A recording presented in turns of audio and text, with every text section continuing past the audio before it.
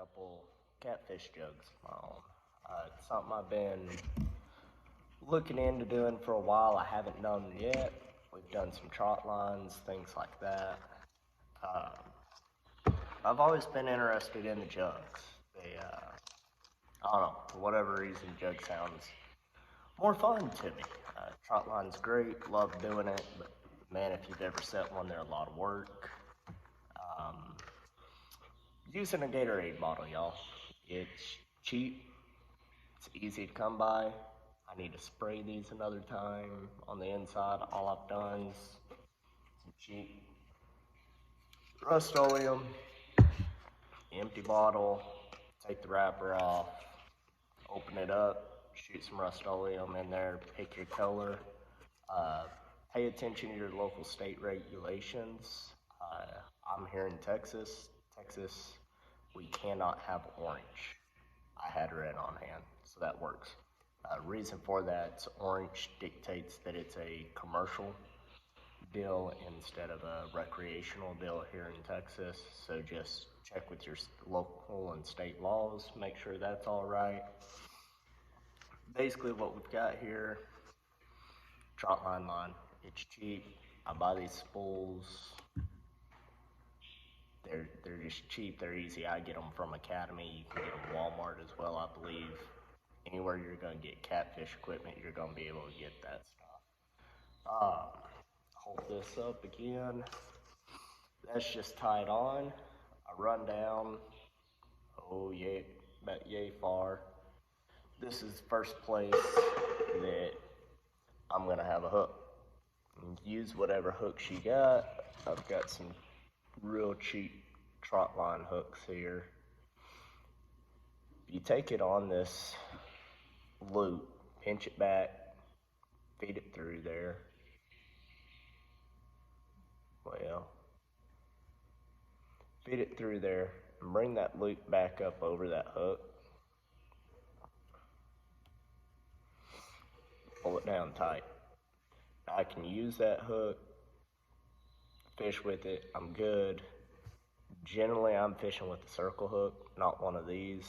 Most of the time, I'll be putting a circle hook on it, but for right now, that's what I got. You want to take it off. With that just being cinched down there, you can loosen it off, pull that loop back through, you're good to go again. Another deal is here in Texas, we can have 5 hooks max on one of these jug lines. At least that's my understanding of it. Again, check your own stuff, make sure you know your laws. I'm by no means a law expert. Anyway, so I'm going to go down, showed you that's probably 4 foot there. And then I'm going down about every 5 foot. Each one of these has a loop on it. Loop. There's my 5th loop. Now, I've only got, again, about 3 foot or so from that last one to the end of my line here. What I did on the end of my line, you can see that's just a little snap swivel.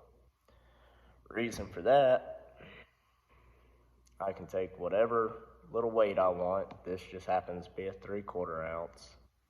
Put it on there. I'm good to go.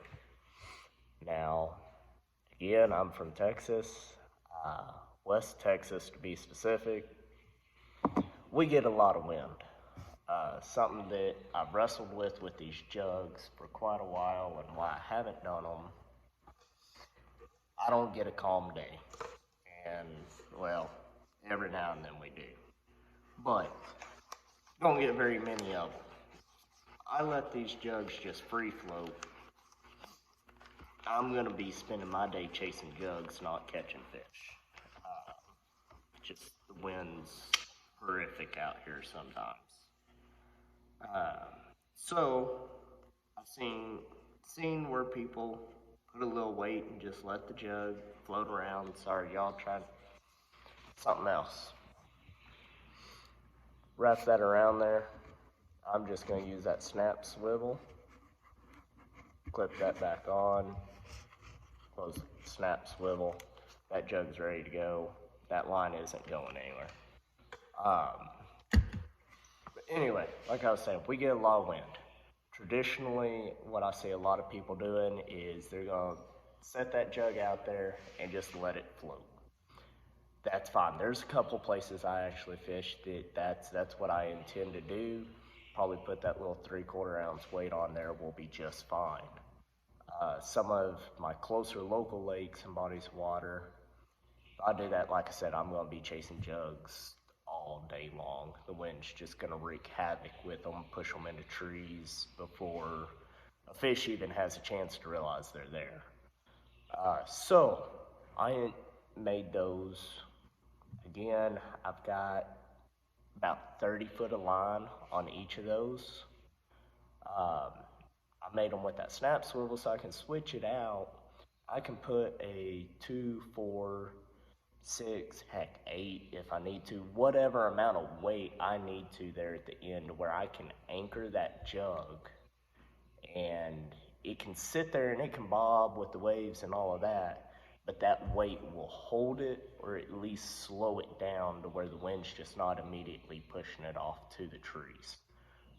For me, that's a versatility deal. The other thing with these, and I'll show you real quick, is I don't always want all 30 foot of line out. For example, that's about 10, 12 foot of line there. That might be as deep as I'm fishing that day, as deep as I want to be fishing. Some of the bodies of water that I fish are smaller, not very deep. Some of them very deep. Anyway, you find yourself fishing for catfish shallow anyway. So I want to be able to vary this up. I've seen the fancy pool noodles that people are doing this and that, and if you want to do that, that's great. I've seen store-bought ones where you can set your depth. Y'all, if you take this line, wrap it over itself, feed it around once, and then twice. Same thing I do docking a boat up on a cleat. That line's it's not going anywhere. So I've essentially, sorry, I can't talk tonight. It's been a long day. Essentially just set my depth without anything fancy. I mean, all in all, each of these jugs, I'm probably in $1. I don't know. It's somewhere in there. I mean, again, the trot line stuff is cheap, or trot line's cheap. Gatorade, I drink it anyway. Uh, Barrel swivel, whatever weight and hooks you want to put on it. Uh, as far as bait, man, put whatever bait works for you.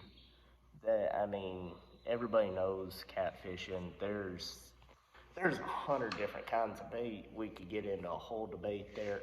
Use what works for you. And if you don't know, try something. If it doesn't work, try something else. It's all good. Now, personally, I like cut bait. But again, use whatever you want to use. Trying to think what else y'all might want to know about these.